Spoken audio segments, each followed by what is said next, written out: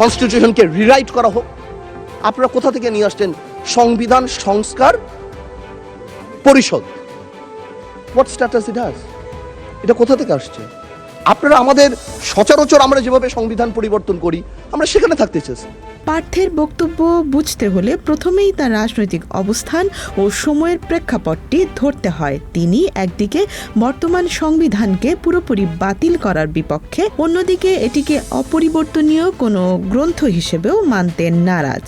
এই দ্বৈত অবস্থানই তার বক্তব্যের কেন্দ্র। তিনি বলছেন সংবিধান পরিবর্তন হতে পারে, হওয়া উচিত, কিন্তু সেটিকে ছুঁড়ে ফেলে দেওয়ার রাজনীতি বিপজ্জনক। এখানে তার আপত্তি মূলত প্রক্রিয়া নিয়ে, অর্থাৎ যে শক্তিগুলো জুলাই সনদ বা নতুন কাঠামোর কথা বলছে তারা বিদ্যমান সাংবিধানিক কাঠামোর ভেতরে থেকেই সেটিকে অস্বীকার করছে।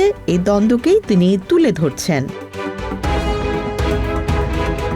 এই অবস্থান সরাসরি গিয়ে ধাক্কা খায় এনসিপির রাজনীতির সঙ্গে। জাতীয় নাগরিক পার্টি বা এনসিপি যে ধরনের অভ্যুত্থান উত্তর বৈধতা বা জনতার ম্যান্ডেটের ভিত্তিতে নতুন কাঠামো তৈরির কথা বলছে, পার্থ সেটিকে সুবিধাবাদী বা সিলেক্টিভ সাংবিধানিকতা হিসেবে দেখছেন। তার যুক্তি হলো, আপনি যদি সংবিধান মানেন তাহলে পুরোটা মানতে হবে, আর যদি না মানেন তাহলে সম্পূর্ণ নতুন রাজনৈতিক পথ নিতে হবে। মাঝামাঝি অবস্থান, যেখানে সুবিধামতো অংশগ্রহণ করা হবে, তা গণতান্ত্রিক ধারাবাহিকতাকে দুর্বল করে।